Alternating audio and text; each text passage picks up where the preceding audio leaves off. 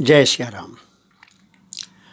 परमपिता परमेश्वर सर्वाधार सर्वाधिष्ठान सर्वनामाय सर्वरूपाय सर्वचेष्टाय सर्वहालाय सर्वकालाय सर्वदेशाय सर्ववेशाय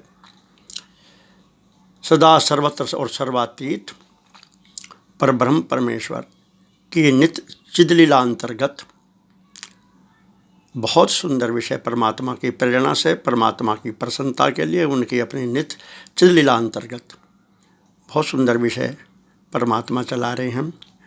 जीव जगत सब राम की लीला, चिदघन इकला रास रसीला। पिछले एपिसोड में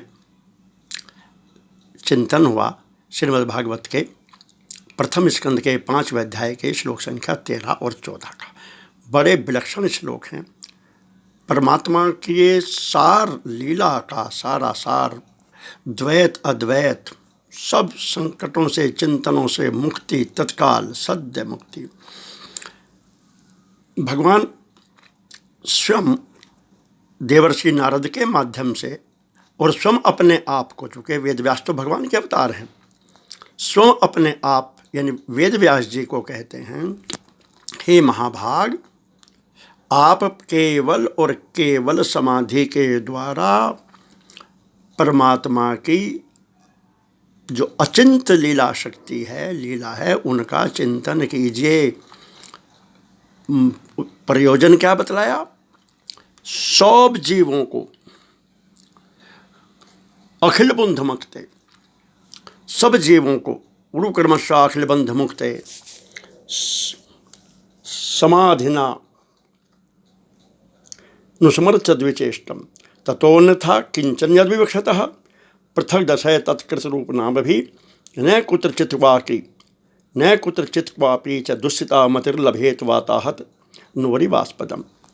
यदि आप भगवान की लीलाओं के अलावा, हे वेद व्यास जी, कुछ भी चिंतन करोगे तो आपकी उस जो कुछ भी अन्य इच्छा करोगे लीलाओं के अलावा चिंतन करने की, जैसे ही कोई इच्छा करोगे तो उस इच्छा से ही निर्मित अनेक नाम रूपों के चक्कर में आप और आपकी बुद्धि फंस जाएगी। और स्थिति यह हो जाएगी कि जैसे गंगा जी में या समुद्र में कोई डोगी और हवा के झकोरों में फंस जावे, फिर उसको कहीं ठौर नहीं मिलता। ऐसे ही चंचल बुद्धि को कहीं ठौर नहीं मिलेगा यदि लीलाओं के अलावा कुछ भी चिंतन करना प्रारंभ कर दिया, यानी प्रारंभ भी नहीं, इच्छा भी मात्र अगर कर दिया आपने। ये भगवान की घोषणा है। इसके पीछे क्या विज्ञान है? देखिए, अब हमारे पास दो ऑप्शन हैं। एक तो जो भी जड़ चेतन ये सब जीव है प्रपंच, इसको हम केवल परमात्मा की लीला समझें तो तमाम जीव मुक्त, और यदि लीला के अलावा कुछ और समझने की इच्छा करेंगे जैसे ही, तो हमारी बुद्धि अनंत नाम रूपों के चक्कर में फंस जाएगी।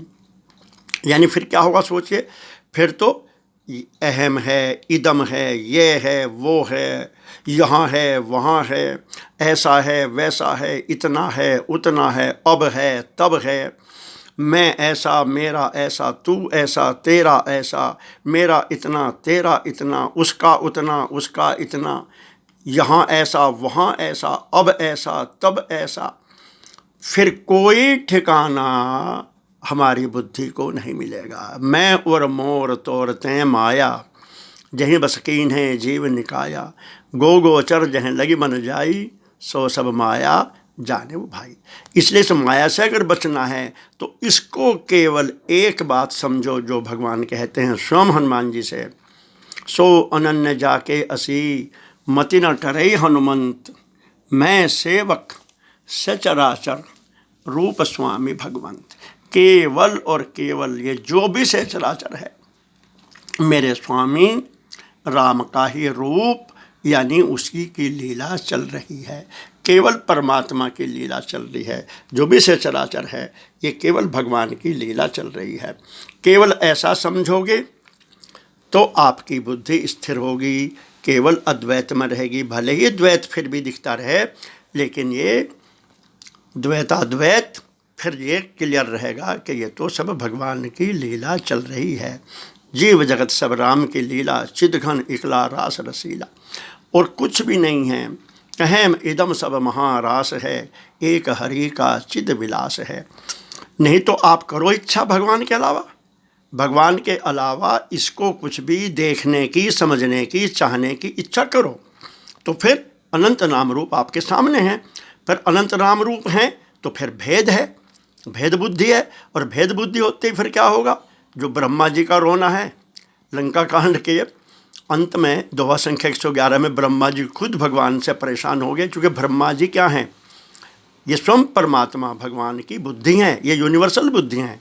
अहंकार से वह बुद्धि अज, मन सच चित्त महान, मनुज बास सचराचर, रूप राम भगवान। तो खुद ब्रह्मा जी कहते हैं, भगवान अब ये जो आपने मुझे अपनी बुद्धि दी हुई है, अब इस चार्ज को वापस ले लो।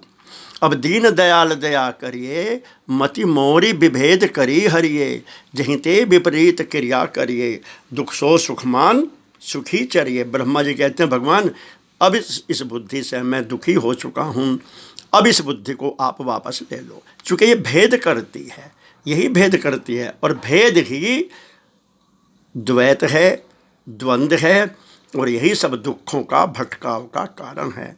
तो अगर हम इस संसार को भगवान के लीलाओं के अलावा अन्य कुछ समझेंगे या इच्छा करेंगे तो फिर तत्काल फिर हमारे सामने अनंत नाम रूप और संस्कार, स्वभाव, कर्म, अच्छे बुरे, ये सब हमारे